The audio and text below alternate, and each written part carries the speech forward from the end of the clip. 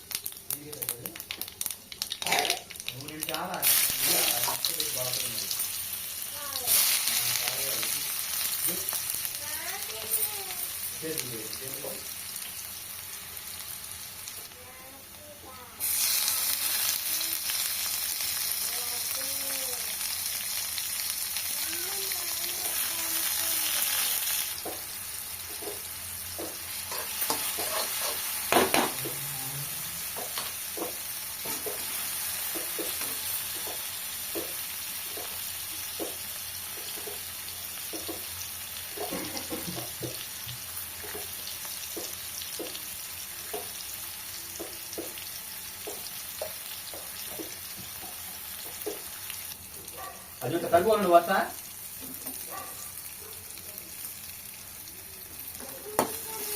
Mama lihat kalau ini yang kecil ya, anta tangga apa ini itu.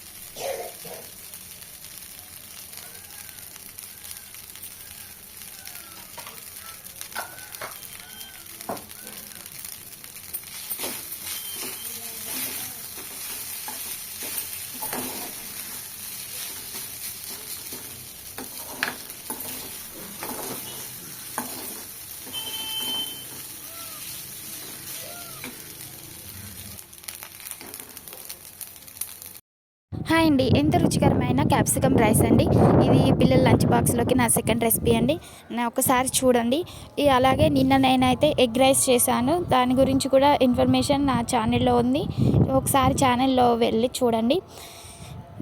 ముందుగా దీనికి కావాల్సిన పదార్థాలు వచ్చేసి క్యాప్సికమ్, పచ్చిమిర్చి అండ్ టమాటా, 1 ఉల్లిపాయ అండి. ఇవి 4 సరిపోతాయండి. అంటే కారం, కొంచెం ధనియాల పొడి, సాల్ట్ రుచికి సరిపడా. తర్వాత మనం ఒక కళాయి పెట్టుకొని దాంట్లోకి అది బాగా నూనె వేడెక్కిన తర్వాత ఒక జీలకర్ర కొంచెం అండ్ ఆవాలు కొంచెం వేసుకొని ఇవి బాగా చిటపటలాడాలండి. ఇవి బాగా చిటపటలాడిన తర్వాత మనం ఒక ఆనియన్ తీసుకున్నాం కదా, దాన్ని చిన్న చిన్న పీసెస్గా కట్ చేసి దీంట్లో వేయాలి.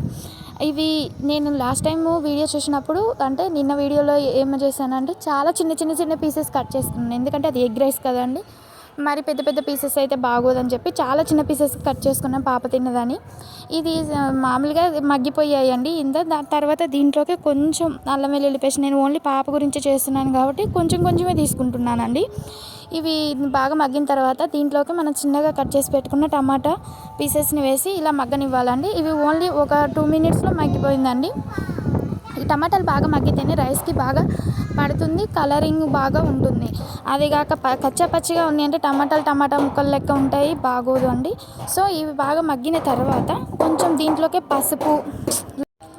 పసుపు కొంచెం, రుచికి సరిపడా కారము, ఆ తర్వాత కొంచెం సాల్ట్ వేసుకోవాలండి. ఈ టైంలోనే మనం ఆల్రెడీ ఒక పచ్చిమిర్చి కూడా దీంట్లో తర్వాత యాడ్ చేస్తామండి. సో మీరు ఎంతైతే పాప తినగలుగుతుందో అంత కారం మాత్రమే వేయండి. పాప కానీ బాబు కానీ అంత కారం మాత్రమే వేయండి. మరీ ఎక్కువ అయితే మళ్ళీ మన దగ్గర ఉన్న పచ్చిమిర్చితో ఇంకా కారం ఉంటే తినలేరు. సో చూసుకొని వేయండి. ఆ తర్వాత కరివేపాకు వేసుకోవాలండి. తర్వాత మనం ఒక పచ్చిమిర్చి తరుగు ఉన్నది కదండి, అది ఆ పీసెస్ వేయాలి. ఇలా తర్వాత క్యాప్సికమ్ అనేది మరీ పెద్దగా ముక్కలు కట్ చేయకండి, మరీ చిన్న పీసెస్ కట్ చేయకండి, మీడియం చేసుకోండి. పెద్దగా అయితేనేమో తీసి పక్కన పడేస్తారు, దానివల్ల వాళ్ళకి ఎటువంటి యూజ్ ఉండదు. తర్వాత చిన్నవి అయితే మరీ మాడిపోయి టేస్ట్ అనేది డిఫరెంట్గా తయారవుతుంది. సో అందుకని మరీ చిన్న పీసెస్ అయినా కూడా కట్ చేయకండి. ఇవన్నీ వేసిన తర్వాత ఈ టైంలో మీకు కొంచెం సాల్ట్ ఏదైనా సరిపోకపోయినా, కారం సరిపోకపోయినా చూడండి ఒకసారి. తర్వాత మనం రైస్ వేసిన తర్వాత మళ్ళీ ఒకసారి చెక్ చేసుకోవచ్చు. తర్వాత ఈ రైస్ని బాగా అంటే నలుపుకోండి. ఎందుకంటే గడ్డలు ఉందనుకోండి, అది ఇట్లా అనేసరికి కిందది అంటే అడుగు అంటుకుంటుంది. సో మాడినట్టు అవుతుందండి. సో ముందుగానే రైస్ అంతా నలిపి పెట్టేసుకున్నారనుకోండి, ఆ తర్వాత దీంట్లోకి వేసేసి మనం ఏదైతే కర్రీ ప్రిపేర్ చేసుకున్నామో బాగా తిప్పేసుకోవాలండి. ఇలా తిప్పుకోవడం వల్ల రైస్కి అన్ని మసాలాలు బాగా పడతాయి. మసాలా కూడా మనం ఎక్కువ వేయలేదు కాబట్టి వాళ్ళకి గొంతు అనేది మండకుండా మంచిగా తింటారండి. సో నేను ఇలా అయితే ట్రై చేస్తున్నాను. రోజుకొక రెసిపీ అయితే అప్లోడ్ చేద్దాం అనుకుంటున్నాను. ప్లీజ్ సపోర్ట్ మీ. తర్వాత ఇలా మనం ఎక్కువసేపు రైస్ని ఇలా తిప్పడం వలన వాళ్ళకి బాక్స్లో మనం మార్నింగ్ ఒకవేళ దూరం స్కూల్స్ వాళ్ళు ఉన్నారనుకోండి, మార్నింగ్ పంపినా కానీ ఆఫ్టర్నూన్కి బాగానే ఉంటుందండి. అలా కాకుండా కచ్చపచ్చగా మనం పెట్టేసినాం అనుకోండి, మరి పాడైపోతుంది ఆఫ్టర్నూన్కి. సో ఇలా ఒక 2-3 మినిట్స్ వదిలేసారనుకోండి, బాగా ఆ రైస్కి పడుతుంది, మంచిగా ఉంటుంది. తర్వాత ఇది ఒక ప్లేట్లోకి తీసుకొని మంచిగా ఆరబెట్టిన తర్వాతనే బాక్స్లోకి పెట్టండి. లేదంటే మీరు వేడివేడిగా పెట్టడం వల్ల ఆ రైస్కి చెమట లెక్క వచ్చేసి పాడైపోతుంది, తినలేరు. సో నేనైతే కొంచెం ఆరబెట్టేసి బాక్స్లోకి తీసుకున్నానండి. అంతే, వేడివేడిగా క్యాప్సికమ్ రైస్ అనేది రెడీ అయిపోయింది. సో మీకు నచ్చితే లైక్ చేయండి, షేర్ చేయండి అండ్ సబ్స్క్రైబ్ చేయడం మర్చిపోకండి. Please follow my channel.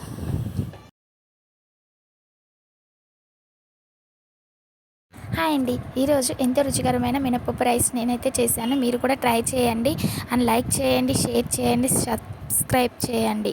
First నేను దీనికి 2 టేబుల్ స్పూన్ ఆయిల్ తీసుకున్నానండి. మీరు దగ్గర నెయ్యి ఉంటే నెయ్యి వేసుకోండి, టేస్ట్ అనేది బాగుంటుంది.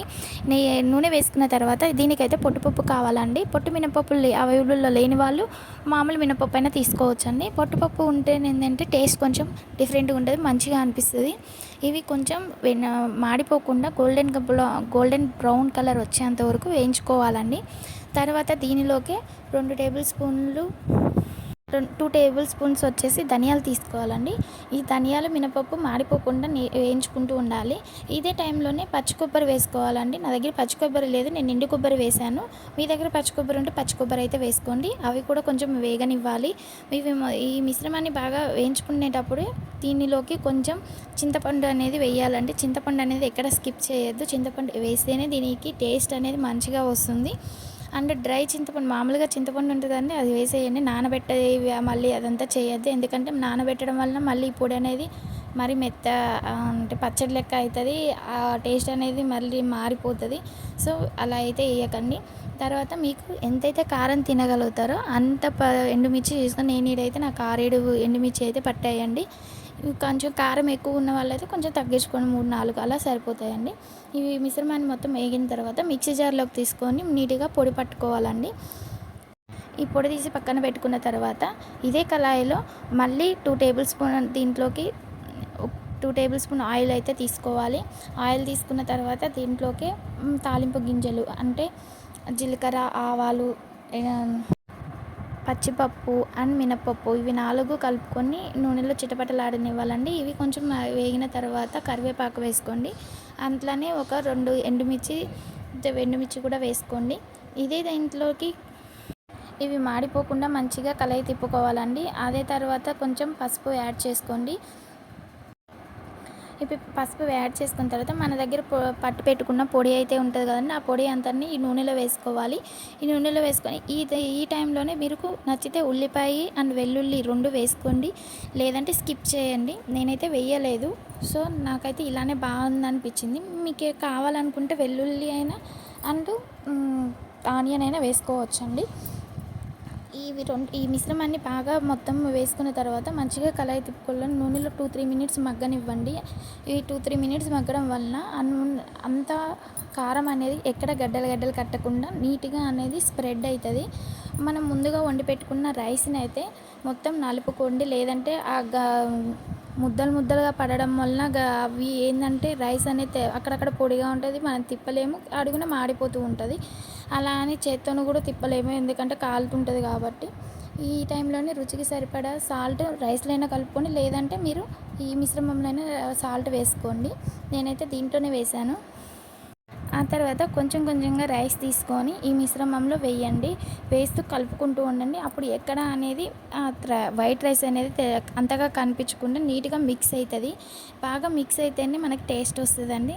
ఇలా బాగా మిక్స్ చేసుకున్న తర్వాత మాత్రమే మీరు సిమ్లోనే ఒక 2-3 మినిట్స్ వదిలేసేయండి. అప్పుడు రైస్కి ఈ కారం అనేది మంచిగా పడుతుంది, మంచిగా టేస్ట్ కూడా వస్తుంది.